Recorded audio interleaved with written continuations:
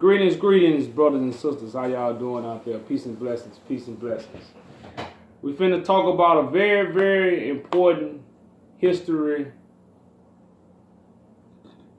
I would say understanding. Now, I have two significant names up there. This is what I say about the Bible. When I found out it was an Ethiopian Bible, it changed my thought about a lot of things. Because it's mighty funny, the King James Version comes from King James, and he wasn't even in his homeland. Like, we dealing with a book, which is a King James Version. And we have an Ethiopian version that came before. This is, you can go Google this. The King James, the Ethiopian came, they so-called say 800 years. Now, this is what I'm finna talk to y'all about. But not really the dates, just the facts. So the fact is that the Ethiopian came before the King James. Fact check. Now, we don't have a Kenya Bible. We don't have a West Africa Bible. We got an Ethiopian Bible. And then on top of having an Ethiopian Bible, we got an emperor who we call Haile Selassie, who most people call the Christ. Now, he never stated he was the Christ. This never came out of his mouth. The only thing he ever stated, well, he stated many different things, but things you can't verify that he stated, he said David will still destroy Goliath. So we have a religion under his name. Some people call him Lord. Some people just call him Christ. Some people say he's the Christ of the Bible. Now, this is another man that comes from England.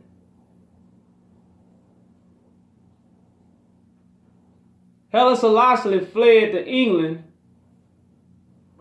at the revolt or at the taking over of Ethiopia because the people didn't want to listen to him. They rebelled. But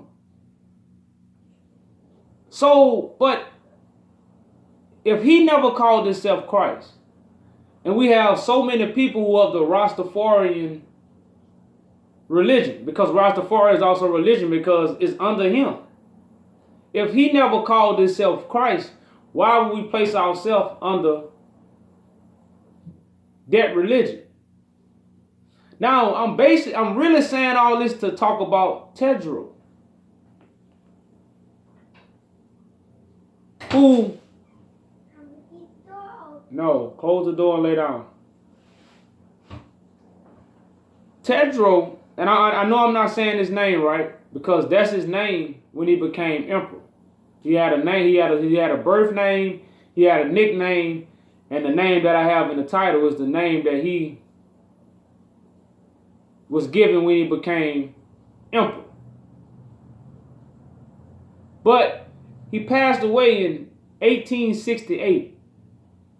The same time England conquered, or the British rule conquered or defeated Ethiopia. They didn't conquer Ethiopia, they defeated Ethiopia. At the same time is when all of the artifacts. Remember, we have an Ethiopian Bible. See, now we're not talking about the false information that we have been fed. Because who are the people that give us this information that we follow? There's no way our enemies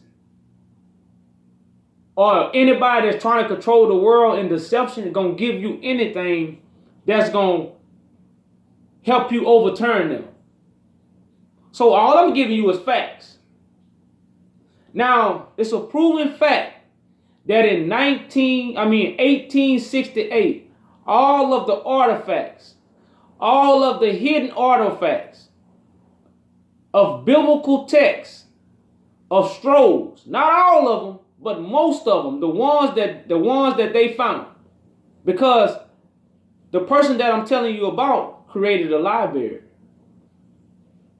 Now, see, many people don't understand what a library is because in Latin, library means biblios. Look it up. In Latin, library means biblios, Bible. Bible means collection of books. Bible means collection of books. So you have a King James Bible, which is a collection of books. It's not about really the translation. All the Bibles say the same. The one that's fulfilling the Bible, the one that come the volume of the book, tell you so. Because I can read out the Quran, I can read out the NIV, I can read out the KJV, I can read out the Geneva, whatever Bible I can read, I can show you the same prophecy. The prophecy don't change in no book. I can read the book of Enoch, I can read the lost books, I can read the rejected lost books. All the books say the same thing about those that's what's going to be living at the time of tribulation. The time of trouble. Ain't we the generation of Jacob? Is not we the generation of Emmanuel? So if Bible is collection of books, you have a King James version, you have an Ethiopian version. Each book that's in the Ethiopian version, each book that's in the Ethiopian version, each book that's in the King James version that's also in the Ethiopian version, they say the same thing. But the Ethiopian version collection of books is a little different. They collected a little more books. So they got a little more information in the Ethiopian Bible. Now, far as the King James Bible, their collection of books is not like the Ethiopian book because they weren't a librarian that put it together. Maybe somebody like Tewodros II, the King of Kings of Ethiopia, the one we know nothing about. And it's mighty funny we know nothing about him. Why? Because if you go to Ethiopia right now, it's a big statue. Why don't nobody ever tell us about Ethiopia? Why was Ethiopia the public figure of the 19th century to show the world about our hungry, starving babies and how sick and they round with flies? Nobody wants to be an Ethiopian. But yet, the first churches was built in Ethiopia. The first painting of Christ was in Ethiopia. Why are we not looking to Ethiopia? Why are we looking to Israel that was just created in 1948? Now see, these are certain things, y'all, that go over most people's head because we don't know the hidden agenda behind history. What I'm talking about is the hidden agenda that no scholar, no philosopher, and if they are, there are very few that's going to talk about this man. And he was here in the 1800s. I'm not talking about nobody that was here 4,000 years ago. I'm not talking about no hocus pocus person. I'm talking about a real leader, a righteous leader who labored himself to be a Christ. See, Haile Selassie never called himself to be the elect one of God. Never ever. You could go through all Haile Selassie teachings, all his information. He never ever stated to be a Christ. Tewodros, Emperor, Kings of Kings of Ethiopia, stated that he was the elect one of God. Why we don't know about him? He also said he was fulfilling prophecy. Now, he was fulfilling prophecy? So this man was telling me in the 1800s he was fulfilling prophecy. He called himself the elect of God. He was emperor. He destroyed the princes. See, this man took down the princes that was in other regions that was really misleading people. Why we don't know about him? Queen Victoria of England, took care of his son. She raised his son because he had got killed in the British War when the British fought Ethiopia in 1867 and 1868. Why we don't know about this war? Why we don't know about this war that England, and see, like I say, this is an important war because this is the time when the artifacts, not no books. This is the time when scrolls was taken away from Ethiopia and brought to England.